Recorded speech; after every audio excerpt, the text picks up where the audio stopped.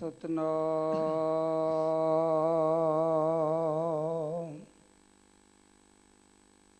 ਸ੍ਰੀ ਵਾਹਿਗੁਰੂ।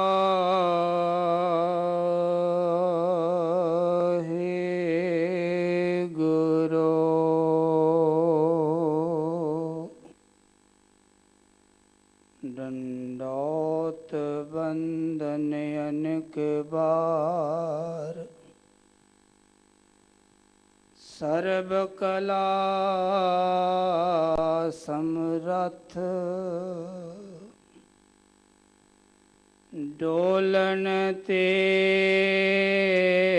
ਰਾਖੋ ਪ੍ਰਭੂ, ਨਾਨਕ ਦੇ ਕਰ ਹੱਥ। ਫਿਰਤ ਫਿਰਤ ਪ੍ਰਭ ਆਇਆ, ਪਰਿਆ ਤੋ ਸਰਨਾਏ। ਨਾਨਕ ਕੀ ਪ੍ਰਭ ਬੇਨਤੀ, ਆਪਣੀ ਭਗਤੀ ਲਾਇ।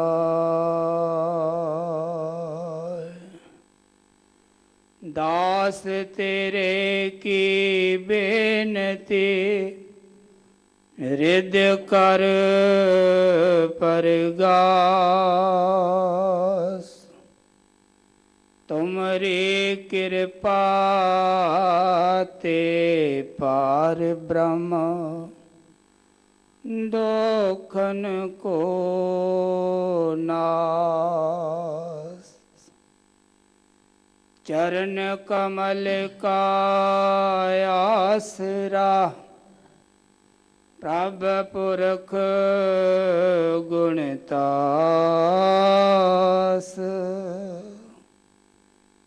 ਕੀਰਤਨ ਨਾਮ ਸਿਮਰਤ ਰਹੋ, ਜਬ ਲਗ ਘਟ ਸਾਸ। ਨਾਨਕ ਪ੍ਰਭ ਸਰਨਾਗਤੀ, ਜਾ ਕੋ ਨਿਰਮਲ ਜਾਸ।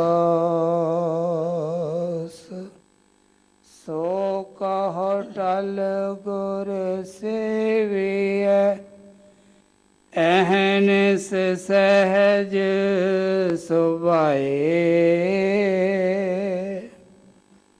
ਦਰਸ਼ਨ ਪਰਸੈ ਗੁਰੂ ਕੈ, ਜਨਮ ਮਰਨ ਦੁਖ ਜਾਏ।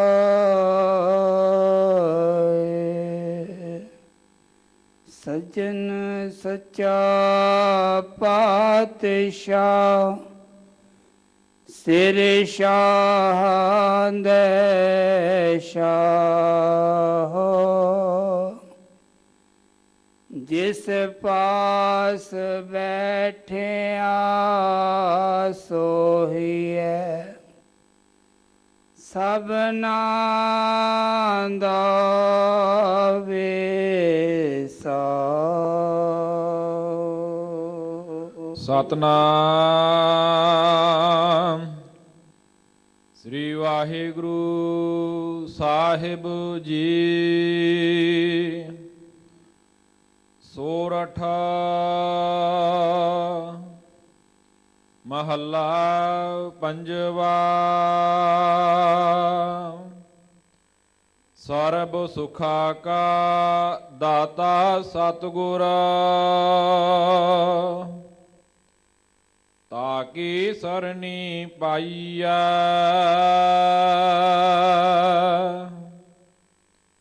ਦਰਸ਼ਨ ਭੇਟਤ ਹੋਤ ਆਨੰਦਾ, ਦੁਖ ਗਿਆ ਹਰ ਗਾਈਐ। ਸਰਬ ਸੁਖਾ ਕਾ ਦਾਤਾ ਸਤਿਗੁਰ, ਤਾਕੀ ਸਰਨੀ ਪਾਈਆ।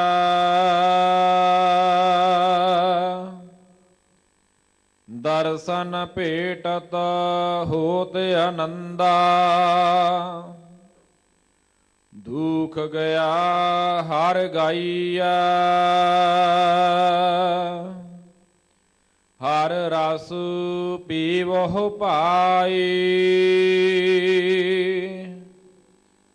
ਨਾਮ ਜਪਹੁ ਨਾਮੋ ਆਰਾਧੋ।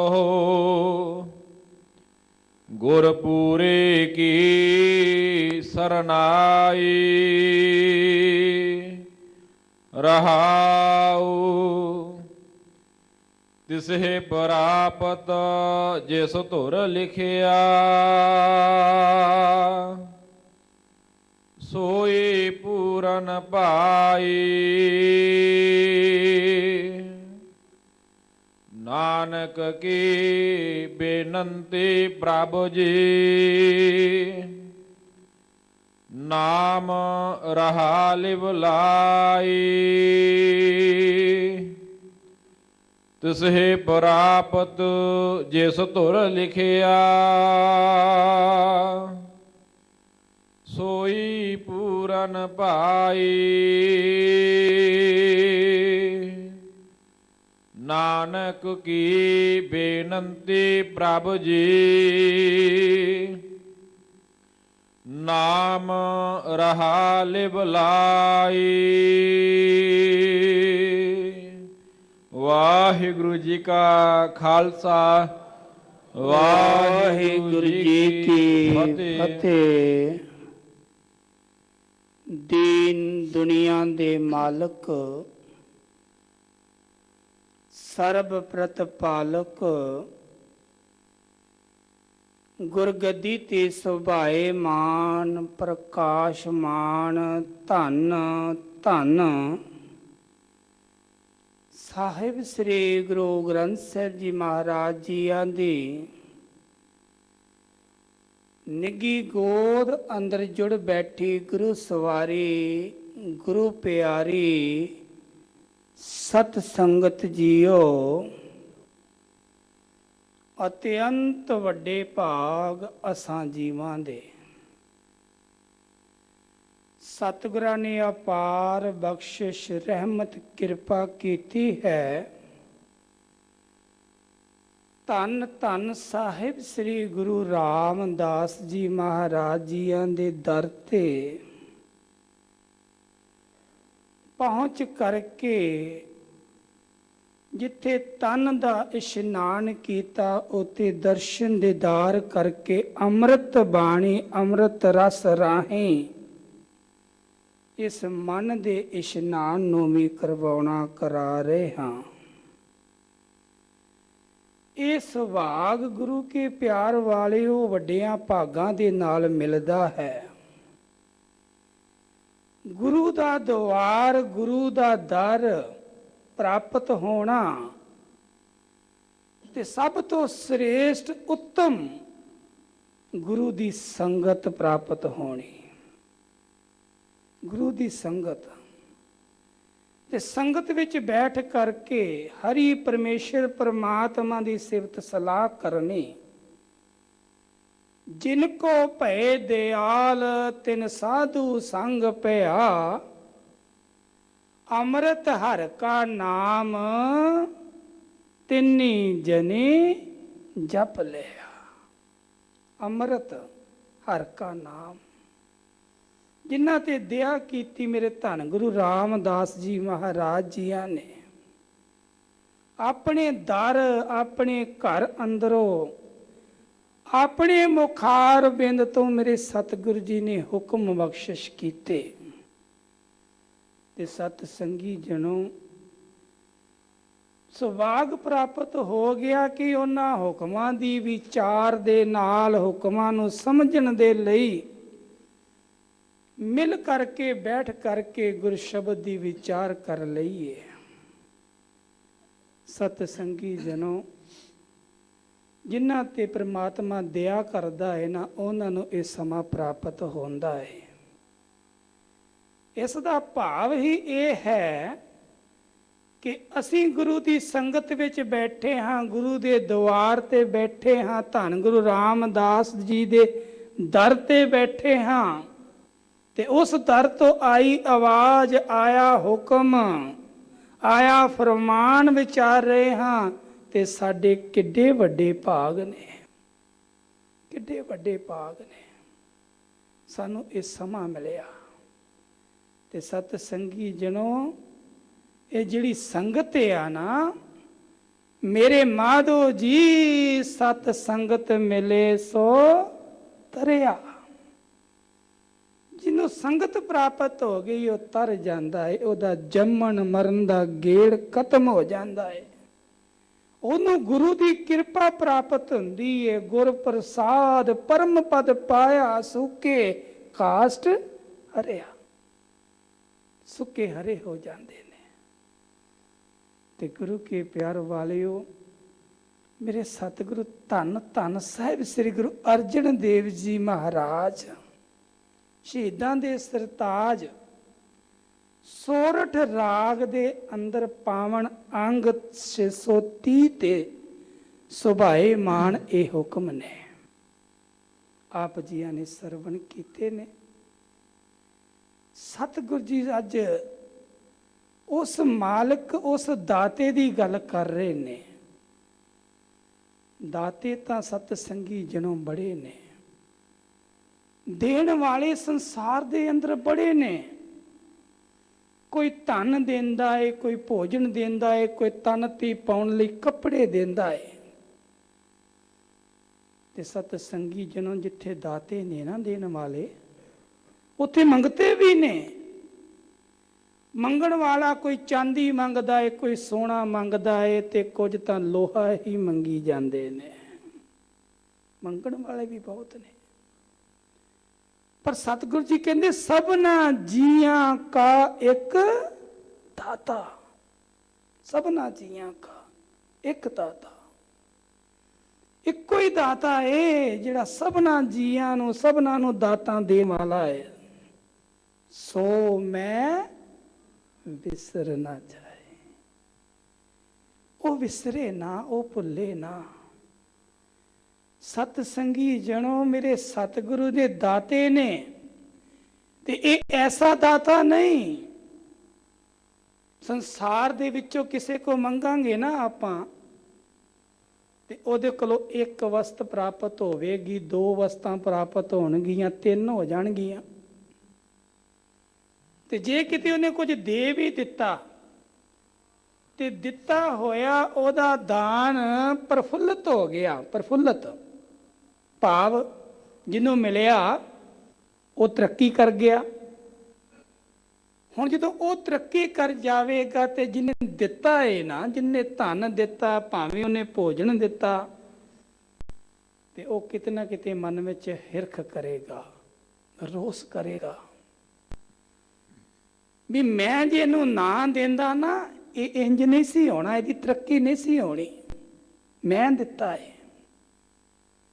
ਪਰ ਸਤ ਸੰਗੀ ਜਣੋ, ਪਤਾ ਨਹੀਂ ਕਿਦੋਂ ਤੋਂ ਲੈ ਕੇ ਕਿਦੋਂ ਤੱਕ ਅਸੀਂ ਮੰਗਦੇ ਆ ਰਹੇ ਹਾਂ, ਉਹ ਦਿੰਦਾ ਆ ਰਿਹਾ ਹੈ।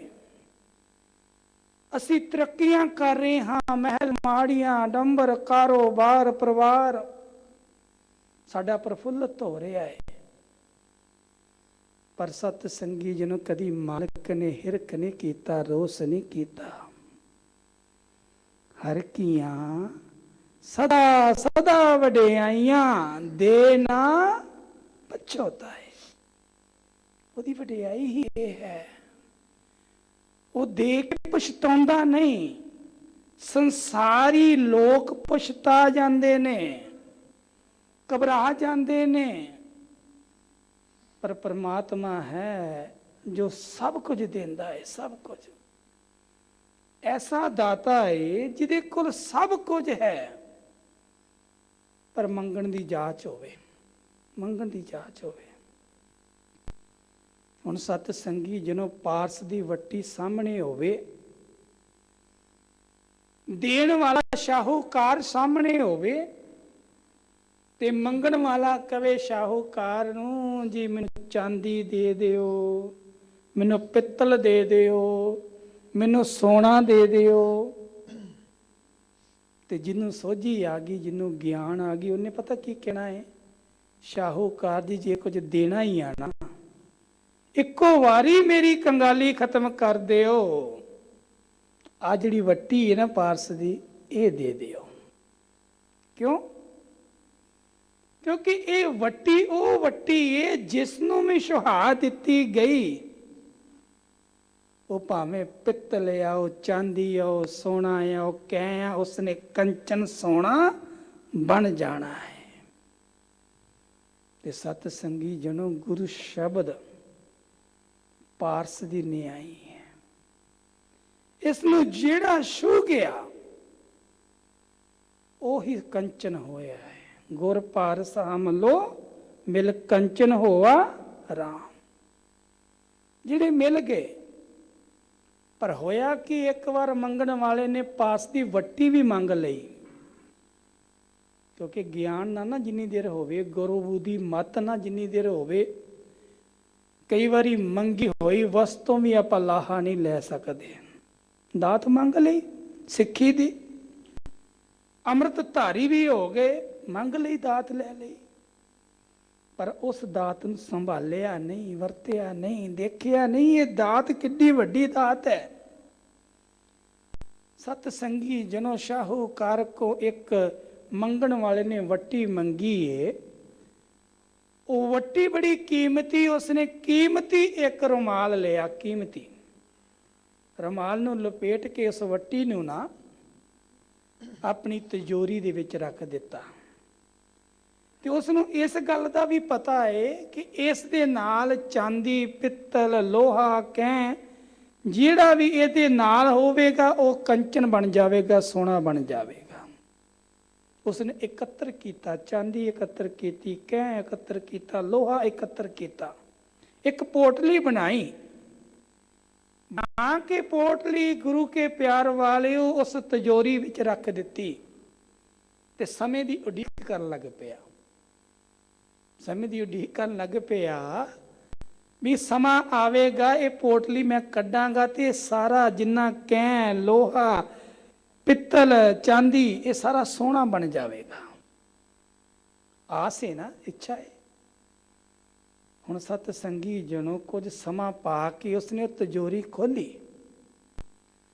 ਖੋਲ ਕੇ ਜਦੋਂ ਆਪਣੀ ਪੋਟਲੀ ਖੋਲਦਾ ਕੀ ਦੇਖਦਾ ਹੈ, ਚਾਂਦੀ ਚਾਂਦੀ ਹੀ ਹੈ, ਪਿੱਤਲ ਪਿੱਤਲ ਹੀ ਹੈ, ਲੋਹਾ ਲੋਹਾ ਹੀ ਹੈ, ਕੋਈ ਕੰਚਨ ਨਹੀਂ ਹੋਇਆ, ਕੋਈ ਕੰਚਨ ਨਹੀਂ ਹੋਇਆ। ਮਨ ਵਿੱਚ ਖਿਆਲ ਆ ਗਿਆ ਕਿਤੇ ਵੱਟੀ ਗਲਤ ਤਾਂ ਨਹੀਂ, ਕਿਤੇ ਇਹ ਨਕਲੀ ਤਾਂ ਨਹੀਂ, ਪਰ ਵੱਟੀ ਬਿਲਕੁਲ ਅਸਲੀ ਇਹ ਕੰਮ ਕਰਦੀ ਹੈ। ਫਿਰ ਇਸ ਨੇ ਆਪਣਾ ਕਾਰਜ ਕਿਉਂ ਨਹੀਂ ਕੀਤਾ? ਉਹ ਕੀ ਕਾਰਨ ਹੈ ਕਿ ਇਹ ਪਿੱਤਲ ਦਾ ਪਿੱਤਲ ਰਹਿ ਗਿਆ, ਚਾਂਦੀ ਦੀ ਚਾਂਦੀ ਰਹਿ ਗਈ, ਕਹਿ ਦਾ ਕਹਿ ਰਹਿ ਗਿਆ? ਇਸ ਦਾ ਕਾਰਨ ਕੀ ਹੈ? ਹੁਣ ਜਿੱਥੋਂ ਵੱਟੀ ਲੈ ਕੇ ਆਇਆ ਇਸ ਨੇ ਉਸ ਕੋਲ ਆ ਗਿਆ, ਪੁੱਛਣ ਲੱਗਾ, ਸ਼ਾਹੂਕਾਰ ਜੀ ਮੈਨੂੰ ਤਾਂ ਬੜੇ ਦਿਨ ਹੋ ਗਏ ਆ ਕਾਰਜ ਕੀਤਿਆਂ, ਪਰ ਕੁਝ ਨਹੀਂ ਹੋਇਆ, ਕੰਚਨ ਤਾਂ ਕੁਝ ਹੋਇਆ ਹੀ ਨਹੀਂ। ਕੀ ਕੀਤਾ ਸੀ ਭਲਿਆ?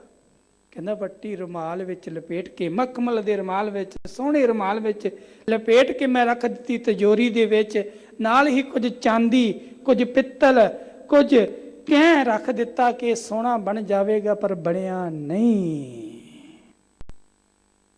ਕਹਿਣ ਲੱਗੇ ਇੱਥੇ ਹੀ ਤੂੰ ਭੁੱਲ ਕਰਕੇ ਆਏ, ਇੱਥੇ ਹੀ ਤੂੰ ਭੁੱਲ ਕਰ ਗਿਆ ਹੈ। ਇਹ ਵੱਟੀ ਦਾ ਉਸ ਦੇ ਨਾਲ ਛੂਹਣਾ ਬੜਾ ਜ਼ਰੂਰੀ ਸੀ, ਉਹਦੇ ਨਾਲ ਸੁਹਾਉਣਾ ਬੜਾ ਜ਼ਰੂਰੀ ਸੀ। ਜੇ ਵੱਟੀ ਤੂੰ ਉਸ ਪਿੱਤਲ ਦੇ ਨਾਲ ਸੁਹਾ ਦਿੰਦਾ, ਕਹਿਣ ਨਾਲ ਸੁਹਾ ਦਿੰਦਾ, ਚਾਂਦੀ ਦੇ ਨਾਲ ਸੁਹਾ ਦਿੰਦਾ, ਉਹਦੇ ਵਿੱਚ ਰੱਖਦਾ, ਉਹਦੇ ਚ ਲੀਨ ਕਰ ਦਿੰਦਾ, ਤੇ ਉਹ ਕੰਚਨ ਹੋ ਜਾਣਾ ਸੀ। ਤੇ ਸਤ ਸੰਗੀ ਜਿਹਨੂੰ ਫਰਕ ਇੱਥੇ ਸਾਡੇ ਵੀ ਮਨਾਂ ਦਾ, ਸਾਡੇ ਵੀ ਜੀਵਨ ਦਾ ਇੱਥੇ ਇੰਨਾ ਹੀ ਹੈ। ਅਸੀਂ ਸ਼ਬਦ ਦੇ ਨੇੜੇ ਤਾਂ ਹਾਂ, ਕੋਲ ਤਾਂ ਹਾਂ, ਪਰ ਆਪਣੇ ਹਿਰਦੇ ਨੂੰ ਸ਼ਬਦ ਦੇ ਨਾਲ ਛਹਾਉਂਦੇ ਨਹੀਂ, ਛਹਾਉਂਦੇ ਨਹੀਂ। ਜਿੱਦਣ ਇਹ ਹਿਰਦਾ, ਜਿੱਦਣ ਇਹ ਮਨ ਉਸ ਦਾਤੇ ਦੇ ਸ਼ਬਦ ਦੇ ਨਾਲ ਛੂ ਗਿਆ ਨਾ, ਉਦੋਂ ਹੀ ਸਤ ਸੰਗੀ ਜਨੋ ਭਾਵੇਂ ਇਹ ਲੋਹਾ ਜਿਹੜਾ ਜਨਮਾਂ ਜਨਮਾਂਤਰਾਂ ਦਾ ਕਾਲਾ ਹੋਇਆ ਪਿਆ ਏ, ਜੰਗਾਲਿਆ ਪਿਆ ਏ, ਇਹ ਕੰਚਨ ਹੋ ਜਾਵੇਗਾ। ਬੋਲੋ ਸਤਨਾਮ ਸ੍ਰੀ। ਕੰਚਨ ਹੋ ਜਾਵੇਗਾ, ਕਿਉਂਕਿ ਉਹ ਮਾਲਕ ਦਾਤਾ ਏ। ਫਿਰ ਦਾਤਾ ਇੱਕ ਦਾਤ ਦਾ ਨਹੀਂ, ਸਾਰਿਆਂ ਸੁੱਖਾਂ ਦਾ ਦਾਤਾ ਹੈ, ਸਾਰਿਆਂ ਸੁੱਖਾਂ ਦਾ। ਅਸੀਂ ਘਰ ਤੋਂ ਨਿਕਲਦੇ ਆ ਨਾ, ਅਰਦਾਸ ਕਰਦੇ ਆ, ਕਾਰੋਬਾਰ ਤੇ ਜਾਂਦੇ ਆ, ਅਰਦਾਸ ਕਰਦੇ ਆ, ਕਿਸ ਵਾਸਤੇ? ਕੇਵਲ ਤੇ ਕੇਵਲ ਸੁੱਖ ਮੰਗਦੇ ਆ, ਸੁੱਖ। ਕਦੀ ਆਪਾਂ ਅਰਦਾਸ ਨਹੀਂ ਕੀਤੀ ਵੀ ਸਾਨੂੰ ਦੁੱਖ ਮਿਲ ਜਾਣ, ਸਾਡੀ ਝੋਲੀ 'ਚ ਦੁੱਖ ਪੈ ਜਾਣ ਨਾ। ਅਸੀਂ ਕਹਿੰਦੇ ਮਾਲਕਾ ਸਾਡੇ ਦੁੱਖ ਦੂਰ ਹੋ ਜਾਣ ਤੇ ਸੁੱਖ ਮਿਲ ਜਾਣ। ਪਰ ਸਤ ਸੰਗੀ ਜਨੋ, ਜਦੋਂ ਸਤਿਗੁਰੂ ਕਿਰਪਾ ਕਰਨਗੇ, ਰਹਿਮਤ ਕਰਨਗੇ, ਜਦੋਂ ਅਸੀਂ ਸਰਬ ਸੁੱਖਾਂ ਦੇ ਦਾਤੇ ਦੇ ਚਰਨਾਂ ਵਿੱਚ ਆ ਕੇ ਅਰਜ਼ੋਈ ਕਰਾਂਗੇ, ਤੇ ਧੰਨ ਗੁਰੂ ਅਰਜਨ ਦੇਵ ਜੀ ਮਹਾਰਾਜ ਫਿਰ ਬਖਸ਼ਿਸ਼ ਕਰਦੇ ਨੇ। ਸਾਹਿਬ ਕੀ ਕਹਿੰਦੇ ਨੇ, ਆਓ ਵਿਚਾਰ ਨਾ ਕਰੀਏ ਜੀ। ਸਤਨਾਮ ਸ੍ਰੀ ਵਾਹਿਗੁਰੂ ਸਾਹਿਬ ਜੀ। ਸੋਰਠ ਮਹੱਲਾ ਪੰਜਵਾ। ਸੋਰਠ ਰਾਗ ਮਹੱਲਾ ਪੰਜਵਾ। ਭਾਵ ਧੰਨ ਸਾਹਿਬ ਸ੍ਰੀ ਗੁਰੂ ਅਰਜਨ ਦੇਵ ਜੀ ਮਹਾਰਾਜ ਜੀ ਦੇ ਮੁਖਾਰ ਬਿੰਦ ਤੋਂ ਉਚਾਰਨ ਕੀਤੀ ਇਹ ਬਾਣੀ। ਸਤਿਗੁਰੂ ਜੀ ਇਸ ਮਹੱਲੇ ਅੰਦਰ ਆਪਣੀ ਮੁਖਾਰ ਬਿੰਦ ਤੋਂ ਇਹਨਾਂ ਸ਼ਬਦਾਂ ਦੇ ਅੰਦਰ ਕੀ ਬਚਨ ਕਰਦੇ ਹਨ? ਸਰਬ ਸੁਖਾ ਕਾ ਦਾਤਾ ਸਤਿਗੁਰ। ਸਰਬ ਸੁੱਖਾਂ ਕਾ ਦਾਤਾ ਸਤਿਗੁਰੂ। ਸਾਰਿਆਂ ਸੁੱਖਾਂ ਦਾ ਦਾਤਾ, ਸਾਰਿਆਂ ਸੁੱਖਾਂ ਦਾ। ਇੰਨੇ ਸੁੱਖ ਨੇ ਨਾ ਇਸ ਘਰ ਦੇ ਵਿੱਚ ਸਤ ਸੰਗੀ ਜਨੋ, ਜੇ ਕਿਤੇ ਮੰਗ ਲਈਏ ਨਾ ਦਾਤੇ ਨੂੰ ਤੇ ਸਾਰੇ ਸੁੱਖ ਸਾਡੀ ਝੋਲੀ ਵਿੱਚ ਪੈ ਜਾਣਗੇ। ਪਰ ਅਸੀਂ ਆ ਕੇ ਅਰਦਾਸ ਕਰਦੇ ਆਂ, ਰਜੋਈ ਕਰਦੇ ਆਂ, ਪਰ ਸਾਡੀਆਂ ਮੰਗਾਂ ਕੁਝ ਹੋਰ ਨੇ। ਕੋਈ ਧੀ ਮੰਗਦਾ ਹੈ, ਕੋਈ ਪੁੱਤ ਮੰਗਦਾ ਹੈ, ਕੋਈ ਦੁੱਧ ਮੰਗਦਾ ਹੈ, ਕੋਈ ਧਨ ਮੰਗਦਾ ਹੈ, ਕੋਈ ਦੌਲਤ ਮੰਗਦਾ ਹੈ। ਇਹ ਦਾਤਾ ਹੈ, ਦਾਤਾ ਵੰਡਣ ਵਾਲਾ ਹੈ। ਜੋ ਮੰਗੇ ਠਾਕੁਰ ਆਪਣੇ ਤੇ ਸੋਈ ਸੋਈ ਦੇਵੇ, ਦਿੰਦਾ ਹੈ। ਇਸ ਦਾ ਸੁਭਾਅ ਹੀ ਹੈ ਦੇਣਾ।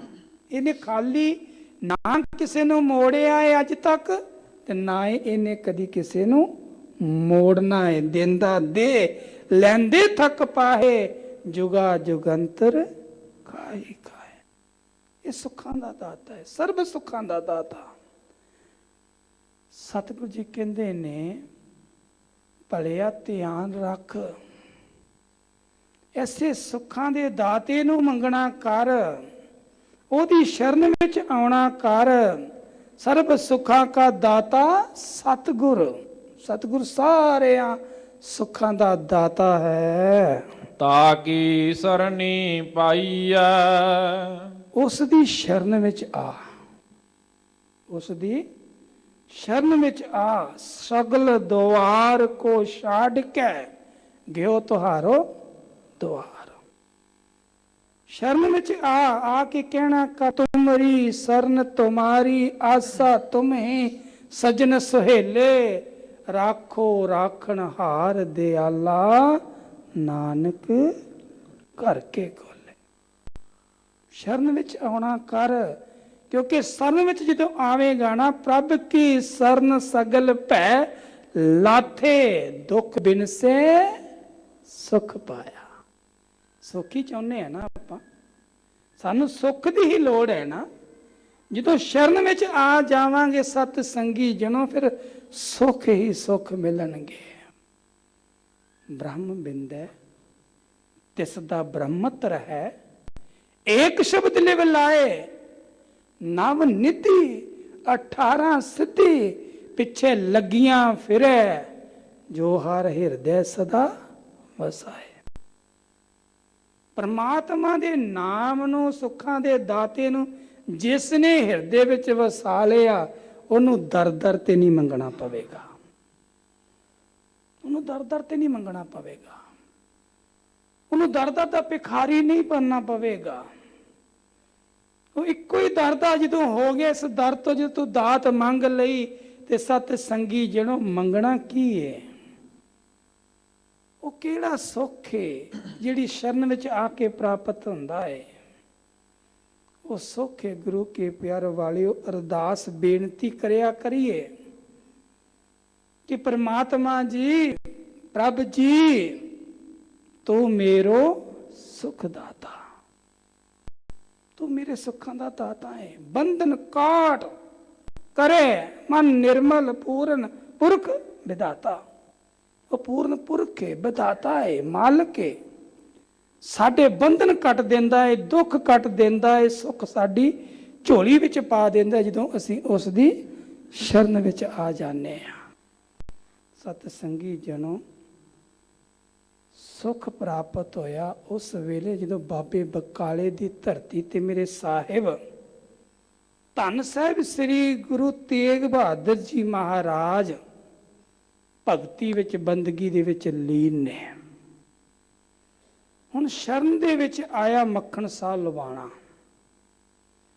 ਮੱਖਣ ਸ਼ਾਹ ਲਵਾਣੇ ਨੇ ਆ ਕਰਕੇ ਪੂਰਨ ਗੁਰੂ ਨੂੰ ਲੱਭਣ ਦਾ ਯਤਨ ਕੀਤਾ ਕਿ ਜਿਸ ਨੇ ਮੇਰੀ ਅਰਦਾਸ ਬੇਨਤੀ ਪ੍ਰਵਾਨ ਕੀਤੀ, ਜਿਸ ਨੇ ਮੈਨੂੰ ਸੁੱਖ ਦਿੱਤਾ, ਜਿਹੜਾ ਸਰਬ ਸੁੱਖਾਂ ਦਾ ਦਾਤਾ ਹੈ, ਉਹ ਮਿਲ ਜਾਵੇ। ਤੇ ਸਤ ਸੰਗੀ ਜਣੋ, ਬਹੁਤ ਗੁਰੂ ਬਣੀ ਬੈਠੇ ਸਨ ਉੱਥੇ। ਬਹੁਤ, ਕਈ ਮੰਜੀਆਂ ਲਾ ਕੇ ਬੈਠ ਗਏ, ਆਸਨ ਲਾ ਕੇ ਬੈਠ ਗਏ, ਪਰ ਕਿਤੋਂ ਵੀ ਅੰਤਰੀਵੀ ਸੁੱਖ ਜਿਹੜਾ ਸੀ ਨਾ, ਮੱਖਣ ਸ਼ਾਹ ਲਵਾਣੇ ਨੂੰ ਪ੍ਰਾਪਤ ਨਹੀਂ ਹੋਇਆ। ਭਾਲ ਕਰਦਾ ਹੈ, ਕਹਿੰਦਾ ਮੈਨੂੰ ਦਰਸ਼ਨ ਹੋਣ ਐਸੇ ਉਸ ਗੁਰੂ ਦੇ ਜੋ ਸਾਰਿਆਂ ਸੁੱਖਾਂ ਦਾ ਦਾਤਾ ਹੈ। ਤੇ ਸਤ ਸੰਗੀ ਜਣੋ, ਸਤਿਗੁਰੂ ਜੀ ਦੇ ਜਦੋਂ ਦਰਸ਼ਨ ਹੋਏ ਨਾ, ਤੇ ਫਿਰ ਨਿਹਾਲ ਨਿਹਾਲ ਨਿਹਾਲ ਹੋ ਗਿਆ। ਖੁਸ਼ੀ ਦਾ ਕੋਈ ਅੰਤ ਨਹੀਂ ਰਿਹਾ। ਗੁਰੂ ਸਾਹਿਬ ਜੀ ਨੇ ਬਹੁਤ ਰੋਕਿਆ ਵੀ ਭਾਈ ਰੁਕ ਜਾ, ਭਾਈ ਰੁਕ ਜਾ, ਪਰ ਕਹਿਣ ਲੱਗਾ ਨਹੀਂ ਸਤਿਗੁਰੂ ਜੀ, ਲੋਕਾਈ ਬਾਹਰ ਤੜਫਦੀ ਪਈ ਏ, ਲੋਕਾਈ ਤੁਹਾਡੇ ਦਰਸ਼ਨਾਂ ਦੇ ਲਈ ਅਰਦਾਸਾਂ ਕਰਦੀ ਪਈ ਏ,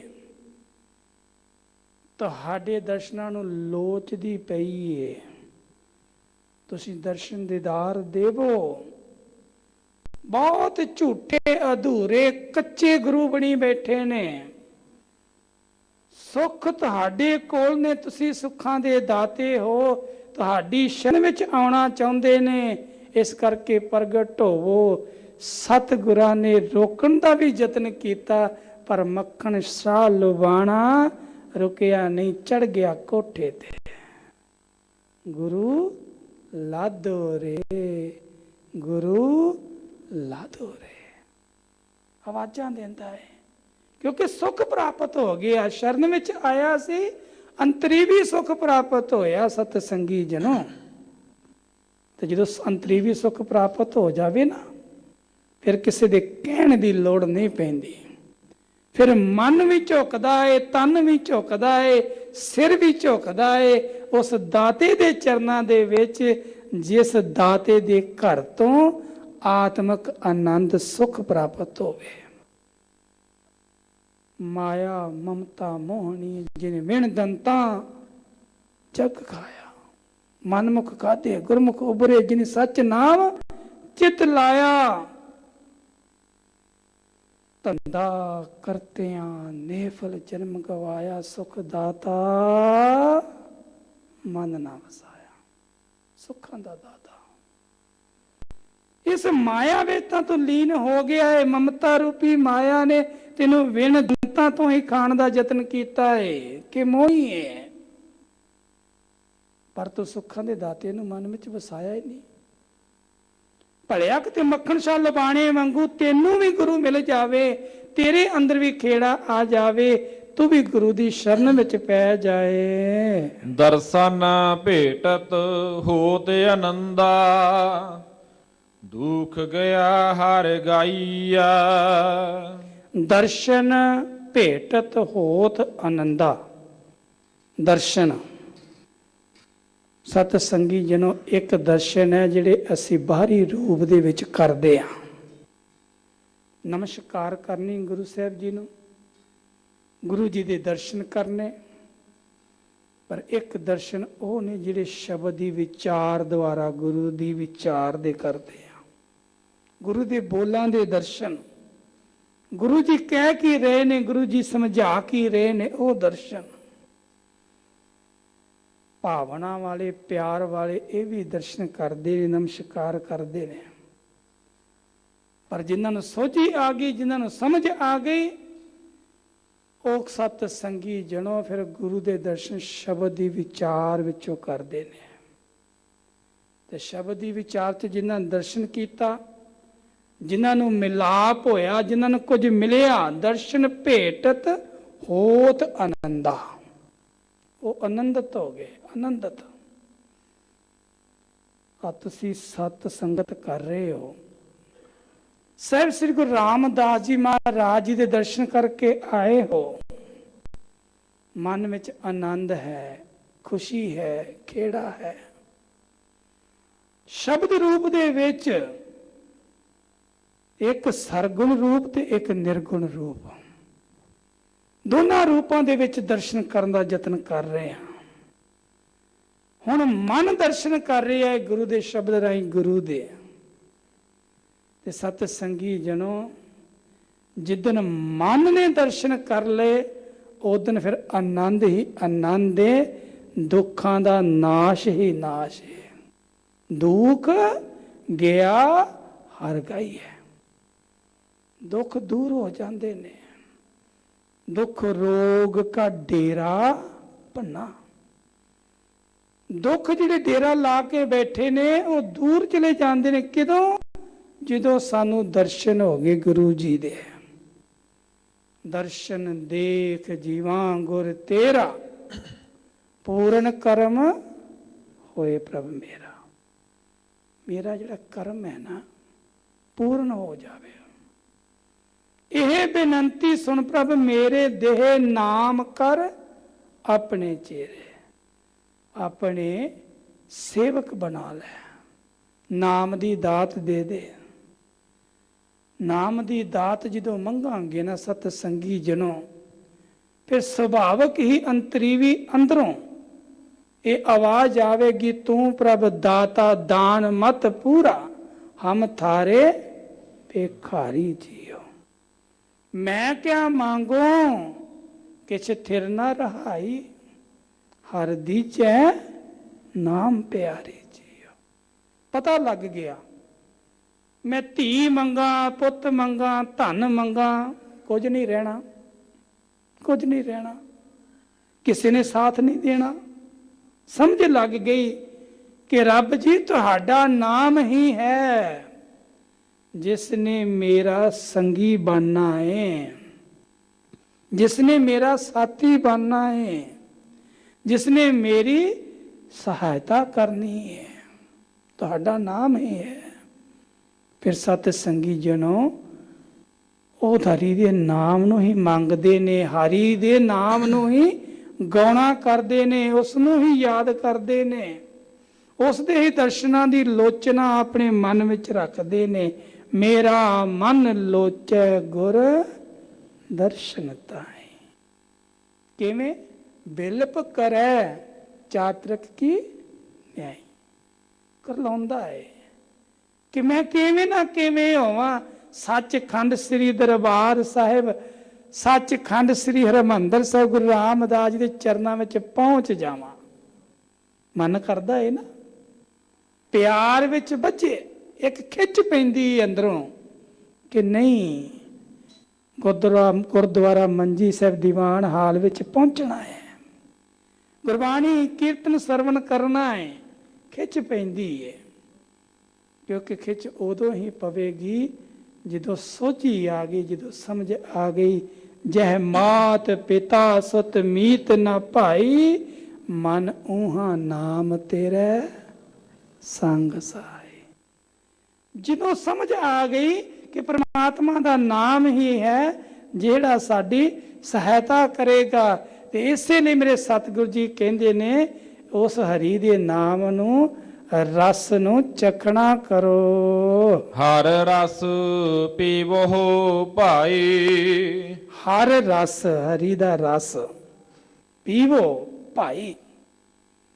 ਤੇ ਹਰੀ ਦਾ ਰਸ ਕਿਵੇਂ ਪੀਵਾਂਗੇ? ਸਤਿਗੁਰੂ ਜੀ ਕਹਿੰਦੇ ਨੇ ਤੇਰਾ ਮਨ ਨਾ ਤਪਤ ਰਿਹਾ ਹੈ, ਤਪ ਰਿਹਾ ਹੈ। ਅਸੀਂ ਸਾਰੇ ਹੀ ਆਪਣੇ ਹਿਰਦੇ ਅੰਦਰ ਝਾਤੀ ਮਾਰ ਲਈਏ, ਕਲ ਕਲੇਸ਼ ਦੁੱਖਾਂ ਦੇ ਨਾਲ, ਰੋਗਾਂ ਦੇ ਨਾਲ ਮਨ ਦੁਖੀ ਹੈ, ਮਨ ਦੁਖੀ ਹੈ। ਸੁੱਖ ਦੀ ਭਾਲ ਵਿੱਚ ਹਾਂ, ਅਰਦਾਸ ਕਰਦੇ ਹਾਂ ਕਿ ਪ੍ਰਮਾਤਮਾ ਕਿਰਪਾ ਕਰ ਸਾਨੂੰ ਸੁੱਖ ਮਿਲ ਜਾਣ। ਪਰ ਸਤਿਗੁਰੂ ਜੀ ਕਹਿੰਦੇ ਭਲਿਆ ਸੁੱਖ ਕਦੋਂ ਪ੍ਰਾਪਤ ਹੋਣਾ ਹੈ? ਜਦੋਂ ਤੂੰ ਅੰਮ੍ਰਿਤ ਬਾਣੀ ਦੇ ਨਾਲ ਜੁੜ ਜਾਵੇਂਗਾ, ਅੰਮ੍ਰਿਤ ਰੂਪੀ ਰਸ ਨੂੰ ਚੱਖ ਲਵੇਂਗਾ।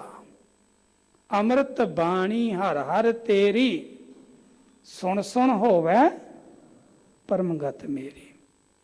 ਸੁਣ ਸੁਣ ਹੋਵੇ ਪਰਮ ਗਤ ਮੇਰੀ।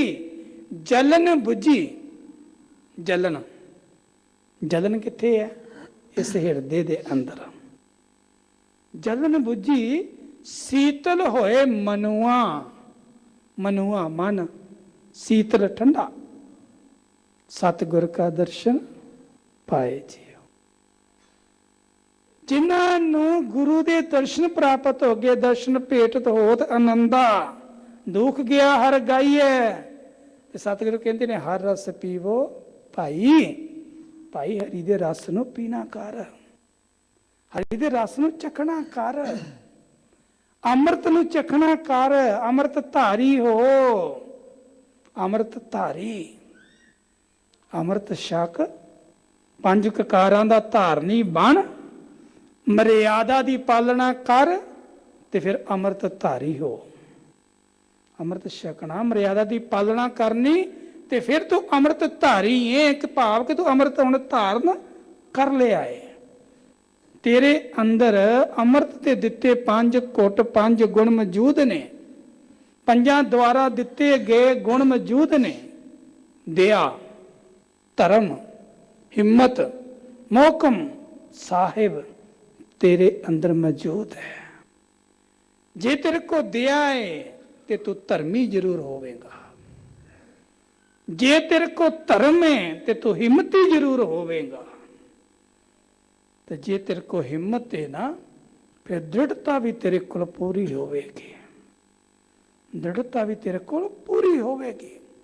तो जिथे दया है, जिथे धर्म है, जिथे हिम्मत है, जिथे दृढ़ता है, ਉੱਥੇ ਸਾਹਿਬ ਦਾ ਵਾਸਾ ਹੈ, ਉੱਥੇ ਸਾਹਿਬ ਦਾ ਵਾਸਾ ਹੈ। ਇਸ ਲਈ ਮੇਰੇ ਸਤਿਗੁਰੂ ਜੀ ਕਹਿੰਦੇ ਤੂੰ ਅੰਮ੍ਰਿਤ ਧਾਰੀ ਹੋ, ਰਸ ਨੂੰ ਪੀਣਾ ਕਰ।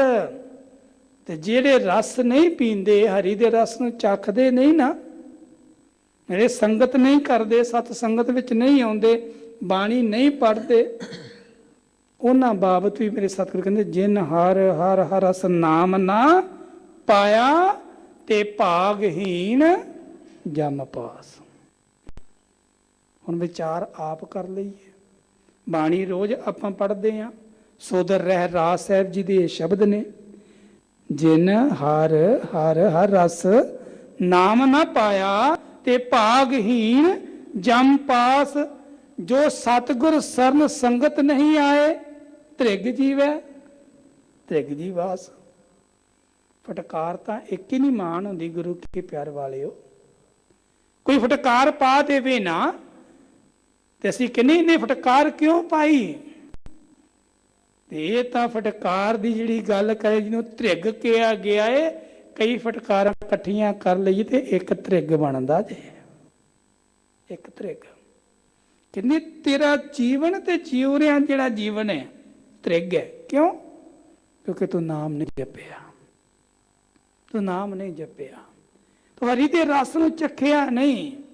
ਇਸੇ ਲਈ ਮੇਰੇ ਸਤਿਗੁਰੂ ਜੀ ਕਹਿੰਦੇ ਨੇ ਹਰ ਰਸ ਪੀਵੋ ਭਾਈ। ਨਾਮ ਜਪਹੁ ਨਾਮੋ ਆਰਾਧੋ ਗੁਰਪੂਰੇ ਕੀ ਸਰਨਾਈ। ਪੂਰੇ ਗੁਰੂ ਦੀ ਸ਼ਰਨ ਵਿੱਚ ਆ ਕੇ ਨਾਮ ਨੂੰ ਜਪ ਤੇ ਨਾਮ ਨੂੰ ਆਰਾਧ। ਨਾਮ ਧਿਆਇਨ ਸੁਖ ਫਲ ਪਾਇਨ, ਆਠ ਪੈਰ ਆਰਾਧ ਹੈ, ਅੱਠੇ ਪੈਰ। ਨਾਮ ਨੂੰ ਧਿਆਉਣਾ ਕਰ। ਜਦੋਂ ਨਾਮ ਨੂੰ ਧਿਆਏਗਾ, ਇਹ ਸਰਬ ਸੁੱਖਾਂ ਕਾ ਦਾਤਾ ਸਤਿਗੁਰ ਆ, ਤੈਨੂੰ ਸਾਰੇ ਸੁੱਖ ਦੇ ਦੇਵੇਗਾ। ਤੈਨੂੰ ਦਰ ਦਰ ਤੇ ਮੰਗਣਾ ਨਹੀਂ ਪਵੇਗਾ। ਸਾਰੇ ਸੁੱਖ ਤੋਂ ਭਾਵ ਹੋ ਸਕਦਾ ਕਿ ਸਾਨੂੰ ਪੁੱਤ ਨਾ ਮਿਲੇ, ਹੋ ਸਕਦਾ ਸਾਨੂੰ ਧਨ ਨਾ ਮਿਲੇ, ਪਰ ਸਰਬ ਸੁੱਖ ਮਿਲ ਜਾਣਗੇ। ਉਹ ਕਿਵੇਂ ਹੋਵੇਗਾ ਜੀ? ਚਾਹੁੰਦੇ ਤੇ ਅਸੀਂ ਸੁੱਖ ਆ, ਪਰ ਸਤ ਸੰਗੀ ਜਨੋ ਅੰਤਰ ਹਿਰਦੇ ਦੇ ਅੰਦਰ ਉਹ ਪ੍ਰਮਾਤਮਾ ਸਾਡੇ ਸਤ ਸੰਗੀ ਜਨੋ ਟਿਕਾਊ ਬਣਾ ਦੇਵੇਗਾ। ਸਾਡੇ ਅੰਦਰ ਸਹਿਨਸ਼ੀਲਤਾ ਬਣਾ ਦੇਵੇਗਾ। ਅਸੀਂ ਟਿਕ ਜਾਵਾਂਗੇ, ਸਹਿਨਸ਼ੀਲਤਾ ਵਿੱਚ ਆ ਜਾਵਾਂਗੇ।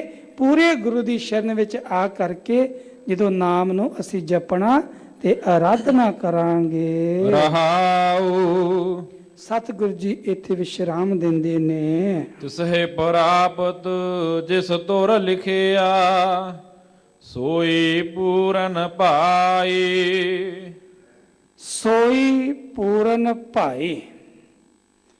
ਪ੍ਰਾਪਤ ਉਹਨੂੰ ਹੀ ਹੋਇਆ ਹੈ ਜਿਹੜਾ ਪੂਰਨ ਹੋਇਆ ਹੈ, ਜਿਹਨੇ ਆਪਣੇ ਆਪ ਨੂੰ ਪੂਰਾ ਕੀਤਾ। ਗੁਰੂ ਕੋਲੋਂ ਦਾਤ ਲੈਣ ਲਈ ਆਪਣੇ ਆਪ ਨੂੰ ਉਹਦੇ ਸਮਰੱਥ ਬਣਾਇਆ, ਉਹਦੇ ਸਮਰੱਥ ਬਣਾਇਆ। ਲੱਖ ਅਡੰਬਰ ਬਹੁਤ ਵਿਸਥਾਰਾ, ਨਾਮ ਬਿਨਾ ਝੂਠੇ ਪਾਸਾਰਾ। ਹਰ ਕਾ ਨਾਮ ਸੋਈ ਜਨ ਲੈ, ਕਰ ਕਿਰਪਾ ਨਾਨਕ ਜਿਸ ਦੇ।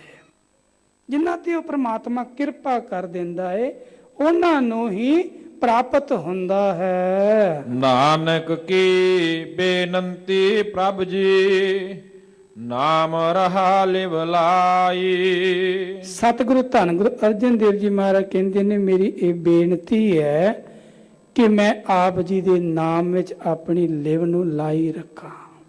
ਸਤ ਸੰਗੀ ਜਨੋ, ਲਿਵ ਦਾ ਜੁੜਨਾ, ਸੁਰਤ ਦਾ ਜੁੜਨਾ, ਗੁਰੂ ਦੇ ਸ਼ਬਦ ਨਾਲ ਜੁੜਨਾ ਇਸ ਮਨ ਦਾ ਅਤ ਜ਼ਰੂਰੀ ਹੈ।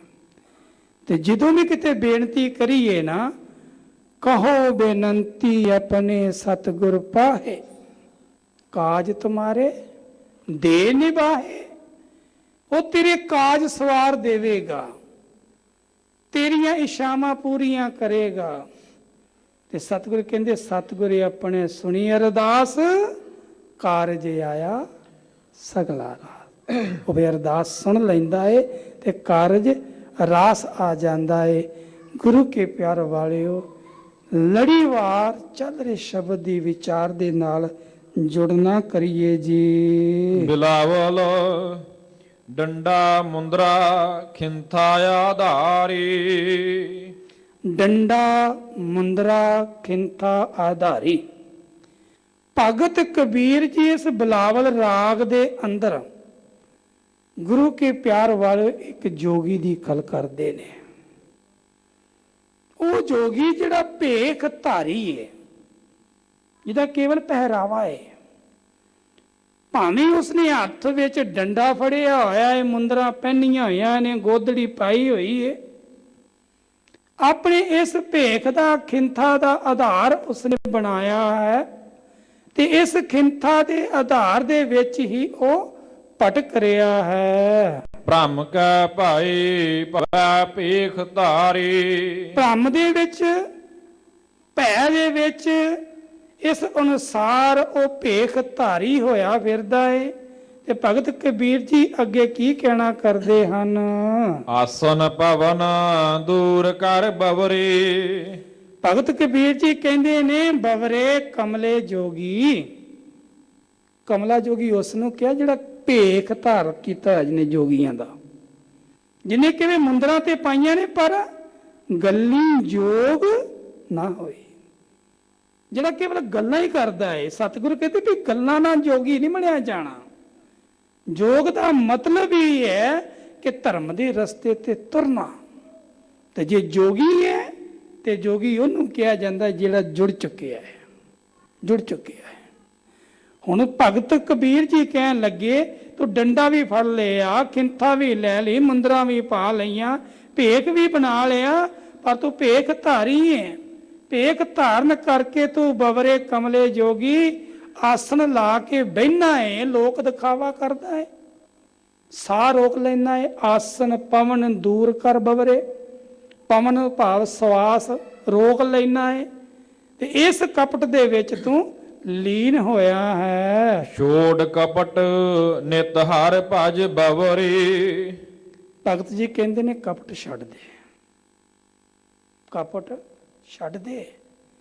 ਆ ਭੇਖ ਬਣਾ ਕੇ ਜੋਗੀਆਂ ਵਾਲਾ, ਕੇਵਲ ਜੋਗੀ ਦੀ ਹੀ ਗੱਲ ਨਹੀਂ ਸਤ ਸੰਗੀ ਜਨੋ, ਕੋਈ ਵੀ ਧਾਰਮਿਕ ਲੋਕ ਧਰਮ ਦੇ ਅੰਦਰ, ਭਾਵੇਂ ਉਹ ਸਿੱਖ ਹੈ, ਭਾਵੇਂ ਈਸਾਈ ਹੈ, ਭਾਵੇਂ ਹਿੰਦੂ ਹੈ, ਭਾਵੇਂ ਮੁਸਲਮਾਨ ਹੈ, ਜਿਹੜਾ ਭੇਖ ਧਾਰੀ ਹੈ ਨਾ, ਉਹਨੂੰ ਕਿਤੇ ਵੀ ਪ੍ਰਵਾਨਤਾ ਨਹੀਂ। ਗੁਰਮਤਿ ਨੇ, ਗੁਰਬਾਣੀ ਨੇ, ਭਗਤਾਂ ਨੇ, ਗੁਰੂ ਸਾਹਿਬਾਨਾਂ ਨੇ ਭੇਖ ਧਾਰੀ ਨੂੰ ਸਿਰੇ ਤੋਂ ਨਕਾਰ ਦਿੱਤਾ ਹੈ। ਕਹਿੰਦੇ ਭੇਖ ਨਹੀਂ ਬਣਾਉਣਾ ਹੈ ਸਿੱਖਾ, ਕੇਵਲ ਭੇਖ ਨਾ ਬਣਾਈ, ਸਿੱਖੀ ਧਾਰਨ ਕਰੀ। ਸਿੱਖ ਤੂੰ ਤਾਂ ਹੀ ਹੈ ਜੇ ਸਿੱਖੀ ਤੇਰੇ ਕੋ ਹੋਵੇਗੀ, ਸਿੱਖਿਆ ਤੇਰੇ ਕੋ ਹੋਵੇਗੀ, ਗੁਰੂ ਦੀ ਵਿਚਾਰ ਤੇਰੇ ਕੋ ਹੋਵੇਗੀ। ਭੇਖ ਦੇ ਨਾਲ ਉਹ ਰੀਝਣ ਵਾਲਾ ਨਹੀਂ, ਤੇਰੀ ਚਤੁਰਾਈ ਦੇ ਨਾਲ ਉਹ ਰੀਝਣ ਵਾਲਾ ਨਹੀਂ। ਇਸ ਲਈ ਭਗਤ ਜੀ ਕਹਿੰਦੇ ਨੇ ਛੋੜ ਕਪਟ ਨਿਤ ਹਰ ਭਜ ਬਵਰੇ, ਹਰੀ ਦਾ ਭਜਨ ਕਰ ਬੰਦਗੀ ਕਰ।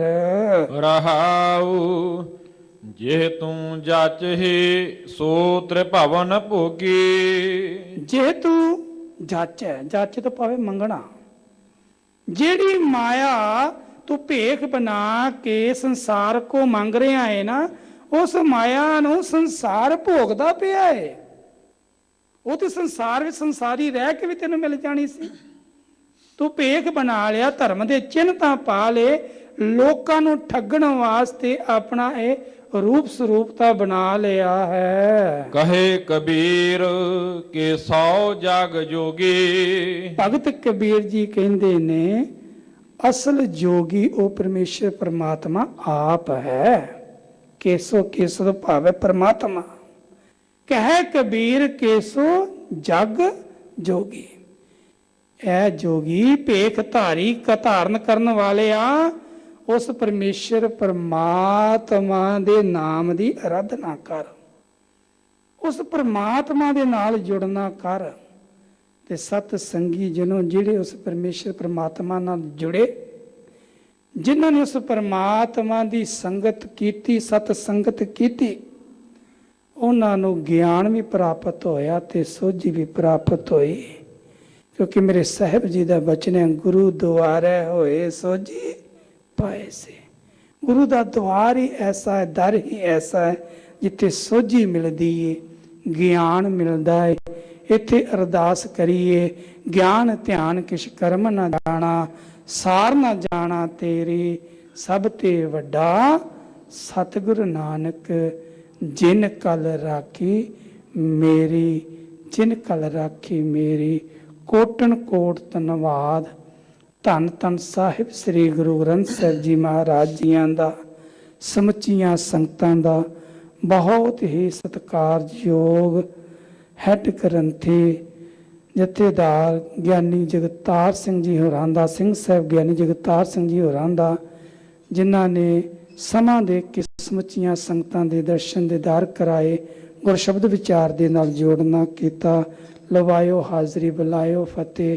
ਆਖੋ ਜੀ ਵਾਹਿਗੁਰੂ ਜੀ ਕਾ ਖਾਲਸਾ, ਵਾਹਿਗੁਰੂ ਜੀ ਕੀ ਫਤਿਹ। ਜਿਹ ਤੂ ਜਾਚਹਿ ਸੋ ਤ੍ਰਿਭਵਨ ਭੋਗੀ। ਕਹੇ ਕਬੀਰ ਕਿ 100 ਜਗ ਜੋਗੀ। ਵਾਹਿਗੁਰੂ ਜੀ ਕਾ ਖਾਲਸਾ, ਵਾਹਿਗੁਰੂ ਜੀ ਕੀ ਫਤਿਹ।